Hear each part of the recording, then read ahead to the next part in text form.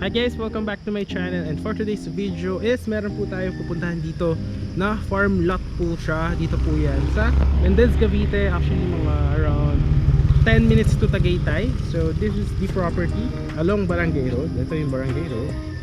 Barangay Palokpok po siya, Barangay Palokpok, Mendez. So tayo nagmotor po tayo dito. Alright, and then kasya yung car and yung motorcycle. So punta natin property. So malamig po dito, no? And property po natin na to is with free transfer of title siya. Ayun na mismo yung kalsada. Malaki yung barangay road dito. Tapos going to Tagaytay mga 10 minutes. So good to kasi mo naghahanap ng cold weather na property na residential farm lot.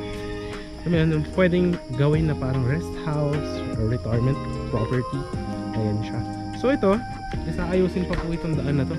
Ayan, may tandaan na yun dyan. Ayan, mga muhon na. Tsaka hanggang dito. So ite-develop pa yung daan na yan. Lagyan pa yun ng mga cemented road. Tapos yung property na pupuntahan natin ngayon dyan is ano siya, ite-develop pa siya. Lalagyan ng mga drainage, ng mga concrete roads, mga perimeter fence, para kapag magtatayo na yung mga clients, basta matapos na yung mga development ng mga roads natin and malalagyan ng mga lines for water electricity, is hindi na mahirapan yung mga clients natin na magtayo na ng mga dream ng mga house or properties, no? Alright, ayun yung property yung makikita. Pero syempre para mas ma-appreciate nyo muna siya, is pakita ko sa inyo yung drone shot of the property para makita nyo kung gaano siya kalapit sa Tagaytay.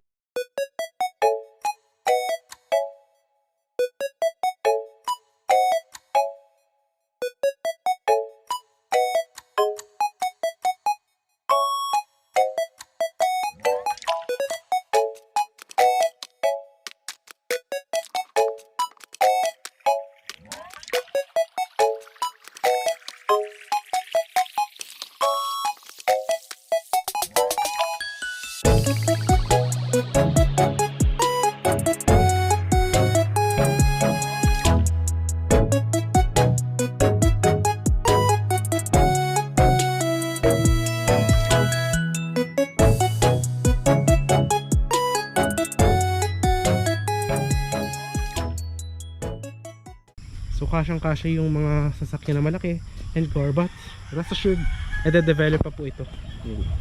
And then sa end of the video, ipapakita ko din yung property na to, kung ano ba yung magiging sample na itsura niya, para magkaroon kayo ng idea kung ano ba yung sample na pwede nyo magawin sa property.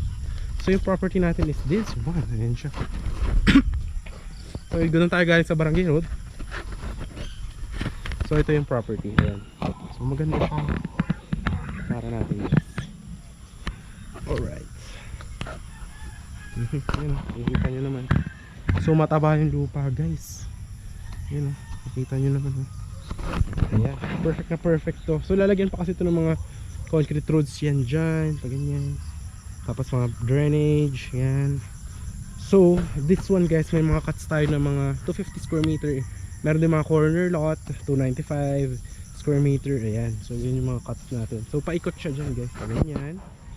Tapos pag ganyan, paikot. Tapos meron din doon sa may baba, paikot, yan. Tapos palabas dyan yung gagawin na concrete road. So this is the property. And ngayon, guys, is 5:30 PM. So presko po yung aliwalas ng hangin. May mga free transfer of title siya to 50 square meters. Ayan, nakita nyo naman sa drone shot yung kabuuan nito. So napakaganda actually, malamig, perfect for retirement siya, or naghahanap ka ng malamig na weather na may payapang ito surroundings, no? And maganda kasi dito, malaki din yung gagawin na concrete roads and perimeter fences. Tapos kung nakita nyo sa drone shot, malapit lang din siya sa going to Tagaytay. So yan, ito siya, yan, dun yung stick niya, dun yung gagawin na entrance natin sa property. So yan, siguro nakita nyo naman yung drone shot natin. Ipakita ko rin sa inyo kung ano yung magiging sample na itsura no project natin after development, para makita nyo ano yung mga sample na pwedeng gawin sa house. Yan. So any house design naman, no required design naman siya. Tapos pwede kayo magpagawa sa contractor sa kakilala nyo sa labas. Yan. So yan, pakita ko sa inyo yan in here.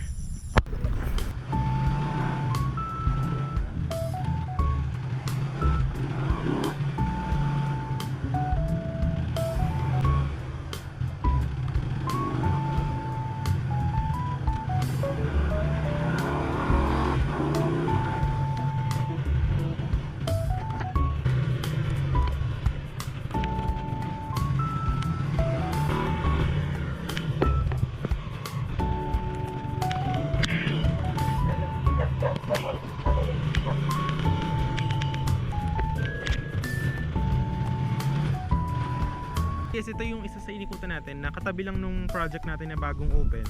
So ganito rin yung magiging itsura nung property after development. So yung sinasabi ko sa inyo, may mga concrete roads. Tapos yan, any house design, pwede rin na parang mini farm, ganyan. So depende po sa inyo. Tapos magkakaroon din yun ng mga lines sa kuryente, ganyan. Tapos yan, pwede rin ng mga malaking houses or what. So yan, mga ganyan. Pwede nyo rin bakudan, tapos lagay ng mga halaman. So depende na po yan sa inyo. So yan, actually dito katabi niya lang din tong yung project namin na yun na bagong bukas. So dito is yung mga client na kumuha dati, yan, natapos na kasi yung development dito. So yan, dito na sila nakatira. So actually mga ano lang to, mga actually 7 minutes to Tagaytay. Yung sa property kanina mga 10 minutes. Kasi mga 3 minutes from the property going to this one. So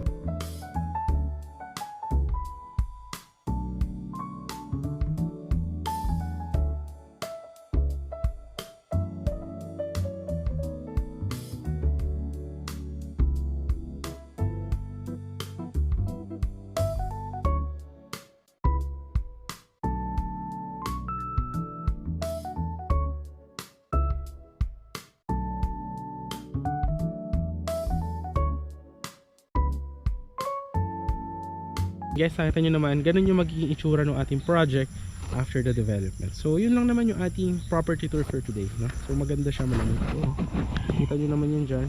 So lakaran siguro rin natin papunta doon, no? Makita nyo yung lapad ng property. And yan, may mga available yan dito, mga 250, may mga 250 square meter dito, corner lot. Ayan. So yan, mataba yung lupa, maganda rito kung mahilig ka magtanim-tanim. I would suggest this is one of the properties to get to. Ayan. So maganda, no? Peaceful vibes. Ayan. Ingat lang, baka makatapak tayo ng tae ng kalabaw. Ayan. Jackpot, tumapak. Ayan. So ayan yung mga baka. Ayan, yung mga available lots din dito. Pag gusto nyo overlooking. Ayan, no? Ayan, ang ganda ng mga properties natin dito. Ayan. So this one, ayan, may mga available din dun sa dulo dun. No? Maganda, no? Actually, kita nyo naman sa drone shot yung itsura niya. Pero pakita ko rin. So perfect na perfect talaga siya sa mga gahanap ng tahimik na vibes. Tapos hindi syempre mahal, no? So affordable siya. Metro Tagaytay property. So actually, puti na natin agad sa dulo para makita nyo. So yan, ito, may mga available din tayo dyan, no? Overlooking dots. Ayan. So napakasaliwa.